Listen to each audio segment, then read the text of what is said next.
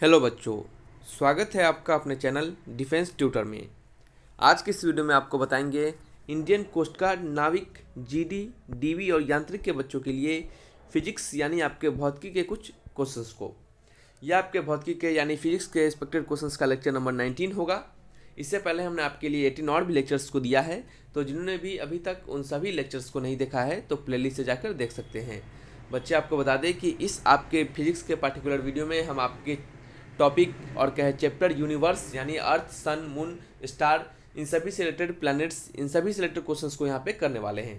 तो आपको ये आपका जो 90 नंबर लेक्चर होगा यूनिवर्स से रिलेटेड होगा, और इसके बाद भी एक और लेक्चर आपको शायद यूनिवर्स से रिलेटेड मिले, नहीं तो फिर क्या करेंगे हम नेक्स्ट आपके जो टॉपिक है नेक्स्ट चैप्टर है उससे रिलेटेड क्वेश्चंस को पढ़ेंगे। देखिए बच्चे, आपके जनरल साइंस और एंटोनिम्स सिनोनिम्स जो भी होते हैं उसके आप जितना ज़्यादा क्वेश्चंस कहीं से भी आपको मिलते जाएँ उन सभी को करते चले, उन सभी क्वेश्चंस क्या करेंगे, वो सभी क्वेश्चंस आपके ज्ञान मिशन में हेल्प करेंगे।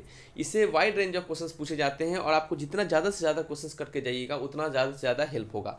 हम जितना करवा दे रहे हैं उससे भी करके जाइए, और कहीं से आपके पास बुक है कोई भी है तो उससे को भी पढ़ते रहिए, ठीक है। तो इससे क्या होगा, आपके पास ज़्यादा अमाउंट ऑफ क्वेश्चंस रहेगा दिमाग में, तो क्या होगा, आपको वहाँ पे बनाने में आसानी होगी, ठीक है।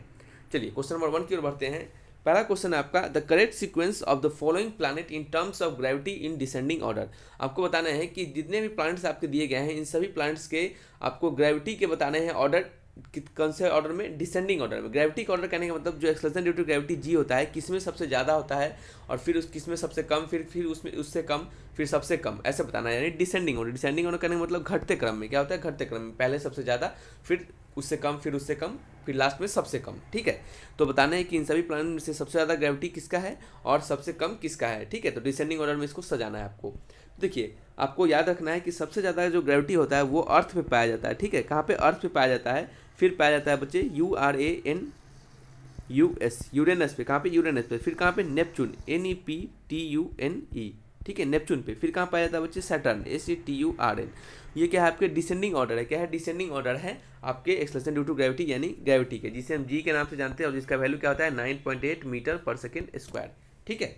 तो चलिए, ये क्या हो गया आपका, डिसेंडिंग ऑर्डर हो गया। तो ऑप्शन मैच करेंगे, अर्थ, यूरेनस, नेपच्यून, सैटर्न, यानी ऑप्शन नंबर डी, ठीक है। इसको याद करके रखिए, ये काम आने वाला क्वेश्चन है आपको। नेक्स्ट है, which of the following is correct, great bear is. आपको बताना है कि इन सभी में से कौन सा ऑप्शन सही है ग्रेट बियर के कॉरस्पॉन्डिंग। यानी ग्रेट बियर को हम क्या कहते हैं, ग्रेट बियर एक गैलेक्सी है या एक प्लैनेट है या एक स्टार है या एक कॉन्स्टिलेशन है। तो ये बच्चे क्वेश्चन आपसे गलत नहीं होना चाहिए। अगर ये गलत होता है तो बहुत पिटाई लगेगी आपकी। क्यों लगेगी, क्योंकि हमने इस टाइप के क्वेश्चन को बताया है। तो देखिए, ग्रेट बियर जो होता है बच्चे, ग्रेट बियर होता है, ये एक कॉन्स्टिलेशन होता है। क्या होता है, ये कॉन्स्टिलेशन होता है। कॉन्स्टिलेशन कहने का मतलब बच्चे ग्रुप ऑफ स्टार्स। क्या होता है, ये स्टार का एक ग्रुप होता है, ना कि एक सिंगल स्टार होता है। तो सबसे पहले बच्चे तो इस ऑप्शन नंबर सी ला के चले आएंगे, जो कि क्या होगा, बहुत ही गलत ऑप्शन होगा। ये एकदम आपका गलत ऑप्शन है। ऑप्शन होगा कॉन्स्टिलेशन। कॉन्स्टिलेशन एक ग्रुप ऑफ स्टार होता है, और जिसे कि हम क्या कहता है, ग्रेट बियर भी क्या है, एक आपका कॉन्स्टिलेशन ग्रुप ऑफ स्टार। और ग्रेट बियर को बच्चे हम उर्सा, URSA, उर्सा मेजर के नाम से जानते हैं, ठीक है। और आपने एक और नाम सुना होगा, लेसर,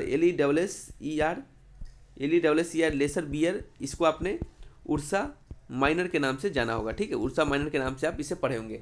तो आपका लेसर बियर, उर्सा माइनर और ग्रेट बियर, उर्सा मेजर, ये सभी क्या है, एक कॉन्स्टिलेशन है, ग्रुप ऑफ स्टार्स है, ना कि एक सिंगल स्टार है, ठीक है। चलिए नेक्स्ट क्वेश्चन की ओर बढ़ते हैं। If there is no sun the colour of the sky would be. अगर कोई सन आपके पास नहीं रहे, यानी कहना है मतलब जो आपके सूर्य है वो अगर नहीं रहे, तो हमें स्काई का कलर किस टाइप का दिखेगा, स्काई का कलर कैसा दिखेगा। तो याद रखिए, अगर कोई सन नहीं रहेगा तो स्काई का कलर हमें कैसा बच्चे, ब्लैक दिखेगा। कैसे दिखेगा बच्चे, ब्लैक दिखेगा। क्यों ब्लैक दिखेगा, क्योंकि जब कोई आपके पास सन वहाँ पे नहीं प्रेजेंट रहेगा बच्चे, तो कह सकें आप कोई एटमॉस्फेयर प्रेजेंट नहीं दिखेगा। अगर कोई एटमॉस्फेयर आपका प्रेजेंट नहीं रहता है बच्चे, तो आपका जो स्काई होता है वो कैसा दिखता है बच्चे, ब्लैक दिखता है, ठीक है। आपका स्काई ब्लैक दिखता है। जब तक आपके आंखों पर किसी भी दूसरे ऑब्जेक्ट से लाइट टकरा के आपके आंख पे नहीं पड़ पाता है, तब तक क्या होता है बच्चे, आपको कोई चीज़ दिखाई नहीं देता है। जब तक आपके अर्थ के एटमॉस्फेयर में, जब तक आपके पृथ्वी पे एटमॉस्फेयर प्रेजेंट ना हो, तब तक आपको कोई चीज़ दिखाई नहीं देगी, क्योंकि एटमॉस्फेयर में डस्ट पार्टिकल होते हैं और वहाँ से भी लाइट टकरा के आपको क्या होते हैं, सीधे आंखों में पड़ते हैं और उस कारण से आपको अच्छे से दिखाई देता है।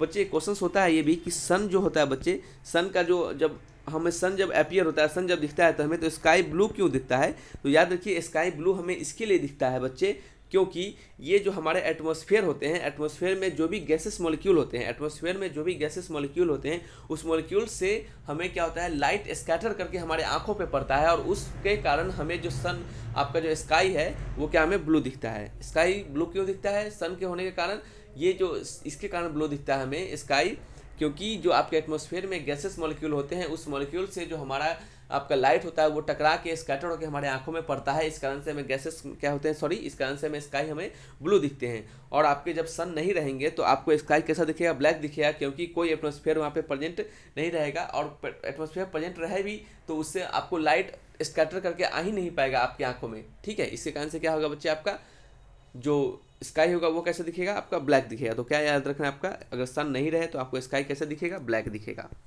नेक्स्ट है Foucault, FOUCAULT। Foucault experiment is proof of which of the following. आपको बताना है कि फॉकल्ट एक्सपेरिमेंट थे वो किसके प्रूफ के लिए बताया गया था। तो देखिए, फॉकल्ट एक्सपेरिमेंट जो था, आपको ये याद करने वाली क्वेश्चन है। फॉकल्ट एक्सपेरिमेंट जो था वो रोटेशन ऑफ अर्थ को मापने के लिए बनाया गया था। यानी कहने का मतलब, फॉकल्ट ने एक एक्सपेरिमेंट किया था, उस एक्सपेरिमेंट के दौरान उन्हें बताया था कि अर्थ जो क्या होता है वो रोटेट करता रहता है, ठीक है। उनका पूरा नाम था बच्चे, फ्रेंच फिजिसिस्ट थे, लियोन फॉकल्ट नाम था। क्या नाम था उनका? Leon, LEON, Leon, FOUCAULT, Leon Foucault. ये क्या थे? फ्रेंच आपके फिजिसिस्ट थे। इन्होंने एक्सपेरिमेंट किया था किसके? डेमोन्स्ट्रेट करने के लिए अर्थ के रोटेशन को, किसके? अर्थ के रोटेशन को डेमोन्स्ट्रेट करने के लिए इन्हें ये एक्सपेरिमेंट किया था इन्होंने, ठीक है। तो क्या हो गया? फॉकल्ट एक्सपेरिमेंट किसके प्रूफ के लिए बनाया गया था? रोटेशन ऑफ अर्थ के, ठीक है। चलिए नेक्स्ट क्वेश्चन की ओर। The exact time taken by the earth for single rotation on its own axis. देखिए, जो अर्थ जो होते हैं वो अपने एक्सिस पे, अर्थ अपने एक्सिस पे जो एक रोटेशन कंप्लीट करने के लिए उन्हें कितना समय लगता है? तो जनरली सब जानते हैं कि 24 घंटा लगता है। तो आपको 24 घंटा नहीं, यहाँ पे आपको पूछा जा रहा है एग्जैक्ट टाइम। क्या एग्जैक्ट टाइम? यानी एकदम पृथ्वी द्वारा अपनी धुरी पर एकल घूर्णन के लिए सही समय, यानी एग्जैक्ट टाइम बताना है आपको, ठीक है। तो एग्जैक्ट टाइम आपको याद रखना है बच्चे। एग्जैक्ट टाइम आपको लगता है 23 घंटा 56 मिनट। कितना? 23 आवर्स 56 मिनट और कितना? 4.09 सेकेंड। कितना? 23 घंटा 56 मिनट 4.09 सेकेंड, ठीक है। 4.09 सेकेंड लगता है।